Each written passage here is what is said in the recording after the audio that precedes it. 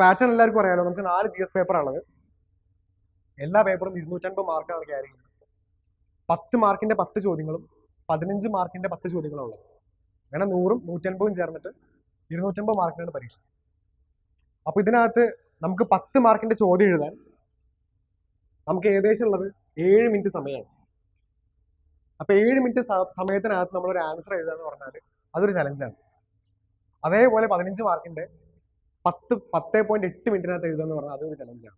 അപ്പൊ ഇത്രയും 3 മണിക്കൂർ കൊണ്ട് തീർക്കുക എന്ന് പറഞ്ഞാൽ നമുക്ക് മനസ്സിലാക്കാം there is no good answer for any question. If you can perform average in this 20 questions across the paper, then you are the topper. അപ്പോൾ ആവറേജ് ആൻസർ ജനറേറ്റ് ചെയ്യുക, അതെങ്ങനെയാണ് 7 മിനിറ്റിനകത്ത് പോയിന്റുകളോട് എക്സ്പ്രസ് ചെയ്യുക എന്നുള്ളത് മാത്രമാണ് നമ്മുടെ മാറ്റർ. വേറെ എന്ത് പഠിച്ചോ അതൊന്നൊരു വിഷയമല്ല, എത്ര റിവിഷൻ എടുത്തോ അതൊന്നൊരു പ്രശ്നമല്ല. പേപ്പർ കിട്ടിക്കഴിഞ്ഞാൽ ആകെ ഒരു പുകയാണ്. അപ്പോൾ നമ്മൾ എന്ത് ചെയ്യണം, ആ നിശ്ചിത സമയത്തിനകത്ത് ഒരു 10 പോയിന്റ് 10 മാർക്ക് ക്വസ്റ്റിനും ഒരു 15 പോയിന്റ് 15 മാർക്ക് ക്വസ്റ്റിനും ജനറേറ്റ് ചെയ്യാൻ പറ്റിയാൽ നിങ്ങൾ ആ ക്വസ്റ്റ്യൻ സെറ്റാണ്. അപ്പോൾ നമുക്ക് നോക്കാം എങ്ങനെയാണ് ഒരു ആൻസർ എങ്ങനെയാണ് പെട്ടെന്ന് സ്ട്രക്ചർ ചെയ്തെടുക്കുക എന്നുള്ള കാര്യം പെട്ടെന്ന് നോക്കാം. ഓക്കെ, അപ്പോൾ സിമ്പിളാണ്. ആദ്യം തന്നെ നമ്മൾ മനസ്സിലാക്കേണ്ടത് ചോദ്യം അറിയാതെ നമുക്ക് എന്ത് ചെയ്യാൻ പറ്റും, ഉത്തരം എഴുതാൻ പറ്റില്ല. അപ്പോൾ ഫസ്റ്റ് എന്ത് ചെയ്യുക, ക്വസ്റ്റ്യൻ ഒന്ന് വായിക്കുക. എല്ലാ ക്വസ്റ്റ്യനും കുറച്ച് ലെങ്തിയാണ്. ആ ലെങ്ത്തിന്റെ അടിസ്ഥാനത്തിൽ നിന്ന് ആ ചോദ്യത്തിന് എത്രത്തോളം പാർട്ട് ഉണ്ട് നമ്മൾ ആദ്യം മനസ്സിലാക്കണം. കാരണം 10 മാർക്കിന്റെ ചോദ്യത്തിന് 2 പാർട്ട് കിട്ടിയേ പറ്റൂ, എന്നാലും 2 പേജ് ഫില്ല് ചെയ്യാൻ പറ്റുള്ളൂ. ഓക്കെ, ഒരു പാർട്ടിൽ 5 പോയിന്റും മറ്റൊരു പാർട്ടിൽ 5 പോയിന്റും ചേർക്കുമ്പോൾ എത്ര പോയിന്റ് ആയി? 10 പോയിന്റ് ആയില്ലേ, മാർക്കായില്ലേ? അപ്പോൾ പാർട്ടുകൾ എത്ര ഉണ്ട് നോക്കുക. പാർട്ടുകൾ ഇല്ലെങ്കിൽ നമ്മൾ മനസ്സിലാക്കണം ചോദ്യത്തിന്റെ സ്റ്റേറ്റ്മെന്റ് സ്പ്ലിറ്റ് ചെയ്തിട്ട് പാർട്ട് ഉണ്ടാക്കാൻ പറ്റുമോ നോക്കണം. കാണിച്ചു തരാം. 15 മാർക്കിന്റെ ചോദ്യമാണെങ്കിൽ നമുക്ക് എത്ര പാർട്ട് വേണം? അപ്പോൾ 3 പാർട്ട് മിനിമം വേണം. ഇല്ലെങ്കിൽ 2 പാർട്ടിലെ പോയിന്റുകൾ 7ഉം 7ഉം ആക്കി എഴുതണം. കിട്ടാത്ത സാഹചര്യം വരും, ചിലപ്പോൾ 3 പാർട്ട് കിട്ടിയില്ല എന്ന് വരും. അപ്പോൾ നമ്മൾ എന്ത് ചെയ്യണം, 5 പോയിന്റ് എന്നുള്ളത് 7ഉം 7ഉം ചേർത്ത് 14 പോയിന്റ് ആക്കിയിട്ട് ക്ലോസ് ചെയ്യാം. മിക്കവാറും ചിലപ്പോൾ 2 പോയിന്റ് 2 പാർട്ടേ കിട്ടിയെന്ന് വരുള്ളൂ. അപ്പോൾ സാഹചര്യം പോലെ നമ്മൾ അഡ്ജസ്റ്റ് ചെയ്യണം. ഇതാണ് രണ്ടാമത്തെ കാര്യം. അപ്പോൾ ചോദ്യം നമ്മൾ വായിച്ചു, ചോദ്യം നമ്മൾ മനസ്സിലാക്കേണ്ട വേറെ കാര്യമാണ്. വൃത്തിയായിട്ട് സിലബസിന്റെ ഏത് പാർട്ടിൽ നിന്നാണ് ചോദ്യം വരുന്നത് നമ്മൾ ആദ്യം മനസ്സിലാക്കണം. അതിന് വൃത്തിയായിട്ട് സിലബസ് നമ്മൾ അടിസ്ഥാനത്തിൽ നമുക്കൊരു നോട്ട് വേണം. അതിന്റെ അടിസ്ഥാനത്തിൽ നമുക്ക് മനസ്സിലാക്കും എവിടെ നിന്നാണ് ചോദ്യം വന്നിട്ടുള്ളത്. അപ്പോൾ നമ്മൾ ചോദ്യം മനസ്സിലാക്കിയ ശേഷം പാർട്ട് സ്പ്ലിറ്റ് ചെയ്യും. അപ്പോൾ നമുക്ക് മനസ്സിലായി ഈ കാര്യങ്ങൾ നമ്മൾ 2 പീസ് ഉണ്ട്, 5 പോയിന്റ് അല്ലെങ്കിൽ 7 പോയിന്റ് എന്നുള്ള കാര്യങ്ങൾ മനസ്സിലാക്കി. ഇനി നമുക്ക് സ്റ്റാർട്ട് ചെയ്യുന്ന സമയത്ത് നല്ലൊരു ഇൻട്രൊഡക്ഷൻ വേണം, പിന്നെ ബോഡി, പിന്നെ ലേറ്റോ ലാസ്റ്റ് ഒരു കൺക്ലൂഷൻ. ഇത്രയും മസ്റ്റാണ്. ചില ചോദ്യങ്ങൾ കൺക്ലൂഷൻ ആവശ്യമില്ല, അതെങ്ങനത്തെയെന്ന് ഞാൻ പറഞ്ഞുതരാം. പക്ഷെ ഇൻട്രൊഡക്ഷൻ മസ്റ്റാണ്, ബോഡി മസ്റ്റാണ്, അതേപോലെ കൺക്ലൂഷൻ മസ്റ്റാണ്. ബോഡി നമുക്ക് 2 വിധത്തിൽ എഴുതാം. ഒന്നെങ്കിൽ പാരഗ്രാഫ് ആയിട്ട് എഴുതാം, അല്ലെങ്കിൽ ബുള്ളറ്റ് പോയിന്റ്സ് ആയിട്ട് എഴുതാം. നിങ്ങളുടെ ഇഷ്ടമുള്ള പോലെ നിങ്ങൾക്ക് എഴുതാം. എല്ലാവരും അഡോപ്റ്റ് ചെയ്യുന്ന ടെക്നിക്ക് ബുള്ളറ്റ് പോയിന്റ്സിൽ എഴുതുക എന്നുള്ളതാണ്. കാരണം നമുക്ക് സെന്റൻസ് ഫോർമുലേറ്റ് ചെയ്യാൻ സമയത്തിന്റെ ആവശ്യമില്ല. പെട്ടെന്ന് തന്നെ പോയിന്റ് നമുക്ക് കീ വേർഡ്സ് യൂസ് ചെയ്തിട്ട് എക്സ്പ്രസ് ചെയ്യാൻ സാധിക്കും. പിന്നെ ഇപ്പോൾ എല്ലാവരും ചെയ്യുന്നൊരു പരിപാടി, ഒരു പോയിന്റ് എഴുതി കഴിഞ്ഞാൽ അതിനെ സബ്സ്റ്റാൻഷിയേറ്റ് ചെയ്യാൻ വേണ്ടി ഒരു എക്സാമ്പിൾ കൊടുക്കും. ഇതൊരു എഫക്റ്റീവ് പരിപാടിയാണ്. കാരണം നമ്മുടെ പോയിന്റ് ഇത്തിരി വേഗമാണെങ്കിൽ പോലും ഒരു എക്സാമ്പിൾ കൊടുത്ത് സബ്സ്റ്റാൻഷിയേറ്റ് ചെയ്യാൻ പറ്റിക്കഴിഞ്ഞാൽ ഈ പോയിന്റ് ഒരു വാലിഡ് പോയിന്റ് ആണ്. ശ്രുതി ശർമ്മയ്ക്ക് ചെയ്യുന്ന പരിപാടിയാണ്. അപ്പോൾ നമ്മൾ എന്ത് ചെയ്യണം, ഒരു പോയിന്റ് കൊടുക്കുക, എക്സാമ്പിൾ കൊടുക്കുക, പോയിന്റ് എക്സാമ്പിൾ, 2 പോയിന്റ് എക്സാമ്പിൾ. അപ്പം ഇങ്ങനെ നമുക്ക് ബോഡി അടിപൊളിയാക്കും. ഓക്കെ, അപ്പോൾ നമുക്ക് ഇങ്ങനെ 5 പോയിന്റ് എഴുതി, മറ്റേ സൈഡിൽ 5 പോയിന്റ് എഴുതി. ചിലപ്പോൾ ഓപ്പർച്യൂണിറ്റി ആയിരിക്കും, ഇത് മറ്റൊരു ചലഞ്ച് ആയിരിക്കും. അപ്പോൾ 2 പാർട്ട് അഡ്രസ് ചെയ്തു. ഇനി ഇൻട്രൊഡക്ഷൻ എങ്ങനെ പെട്ടെന്ന് ഹാൻഡി ആയിട്ട് ഉണ്ടാക്കാൻ നോക്കാം. ഇൻട്രൊഡക്ഷൻ നമുക്ക് 3-4 വഴികളുണ്ട്. ഒന്ന്, റീസെന്റ് എക്സാമ്പിൾ വെച്ച് കോട്ട് ചെയ്യാം. ഇപ്പോൾ ഒരു ക്ലൗഡ് ബേഴ്സിന്റെ ക്വസ്റ്റ്യൻ വന്നിരുന്നു. ക്ലൗഡ് ബേഴ്സ് നമുക്ക് അറിയാത്ത സംഭവമാണോ? നമുക്കറിയാം ചമോലിയിൽ ഉണ്ടായി, നമ്മുടെ നാട്ടിൽ കേരളത്തിൽ ഉണ്ടായി. അപ്പോൾ പറയാം നമുക്ക് recent examples in Chamoli and Kerala shows the importance in understanding the cloud birds and the phenomena. നമുക്ക് അങ്ങനെ പറഞ്ഞ് സ്റ്റാർട്ട് ചെയ്യാം. ഫ്ലഡ് ചോദിച്ചാൽ അത് പറഞ്ഞ് സ്റ്റാർട്ട് ചെയ്യാം. എങ്ങനെയാണ് നമുക്ക് സ്റ്റാർട്ട് ചെയ്യാം. രണ്ടാമത്തെ വഴി എന്ന് പറഞ്ഞാൽ നമുക്ക് ഫാക്ട് ആൻഡ് ഡാറ്റ നമ്മുടെ കയ്യിലുണ്ടോ. ഫാക്ട് നമ്മുടെ കയ്യിലുണ്ടോ. ഇപ്പോൾ ട്രൈബൽസിനെ പറ്റി ഒരു ചോദ്യം വന്നു. 8.8% പോപ്പുലേഷൻ ട്രൈബൽസ് ആണ്. അങ്ങനെ സക്സ കമ്മിറ്റി റിപ്പോർട്ട് പറയുന്നുണ്ട്. അപ്പോൾ എന്ത് ചെയ്യാം, സിമ്പിൾ ആയിട്ടൊരു ഡാറ്റയിൽ സ്റ്റാർട്ട് ചെയ്യാം. അപ്പോൾ തന്നെ എക്സാമിനർക്ക് മനസ്സിലാവും പയ്യൻ എന്തൊക്കെയോ അല്ലെങ്കിൽ കുട്ടിക്ക് എന്തൊക്കെയോ അറിയാമെന്നുള്ള കാര്യം അപ്പോൾ തന്നെ മനസ്സിലായി.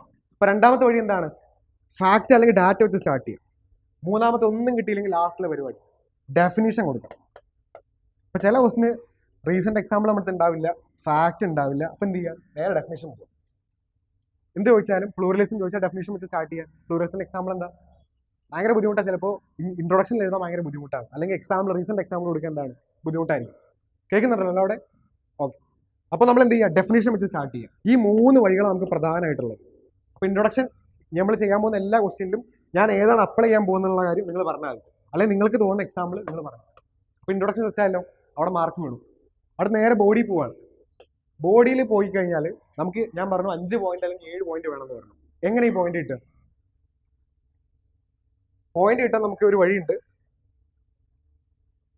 3 അപ്രോച്ചാണ്. 3 അപ്രോച്ച് ഉണ്ട്. ഒരിക്കലും നിങ്ങൾക്ക് ഒരു ചോദ്യത്തിലും പോയിന്റ് കിട്ടാതിരിക്കില്ല.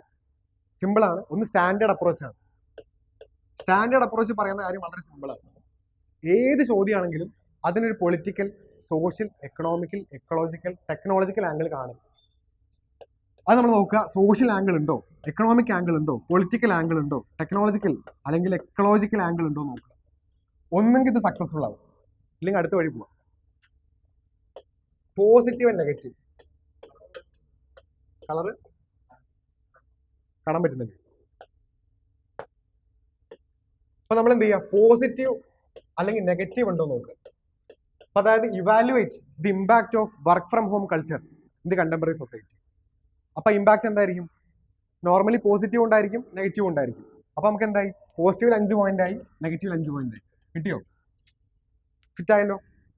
ഇനി ഇതും വർക്കൗട്ട് ആയില്ലെങ്കിൽ ലാസ്റ്റ് തറ്റകൈ പ്രയോഗമാണ് സ്റ്റേക്ക് ഹോൾഡർ അപ്രോച്ച്. ഇന്ത്യയിൽ ഇൻഷുറൻസ് പെനട്രേഷൻ കുറവാണ്. കാരണം എന്താണ്? ഒരു ചോദ്യം വന്നു. അപ്പൊ നമുക്ക് എന്തില്ല, ചിലപ്പോൾ സോഷ്യൽ ആംഗിൾ കിട്ടാൻ ബുദ്ധിമുട്ടായിരിക്കും, പൊളിറ്റിക്കൽ കിട്ടാൻ ബുദ്ധിമുട്ടായിരിക്കും, പോസിറ്റീവ് നെഗറ്റീവ് കിട്ടാൻ ബുദ്ധിമുട്ടായിരിക്കും. അപ്പൊ നമ്മൾ സ്റ്റേക്ക് ഹോൾഡേഴ്സിന് എടുക്കുക. ഇൻഷുറൻസ് എടുക്കുന്ന ആരാ? നമ്മളെപ്പോലെ സാധാരണ മനുഷ്യന്മാർ. അപ്പൊ എന്ത് ചെയ്യുക, ജനറൽ പബ്ലിക് ആണ് എന്ത്, ഒരു സ്റ്റേക്ക് ഹോൾഡർ ആയില്ലേ. അപ്പൊ എന്ത് ചെയ്യുക, സ്റ്റേക്ക് ഹോൾഡേഴ്സിന് എടുത്തു. സാധാരണ പബ്ലിക്.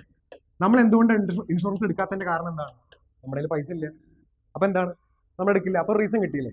രണ്ടാമത്തെ സ്റ്റേക്ക് ഹോൾഡർ ആരാ? അവിടെ സർക്കാരാണ്, സ്റ്റേറ്റ് ആണ്. Why state can provide insurance?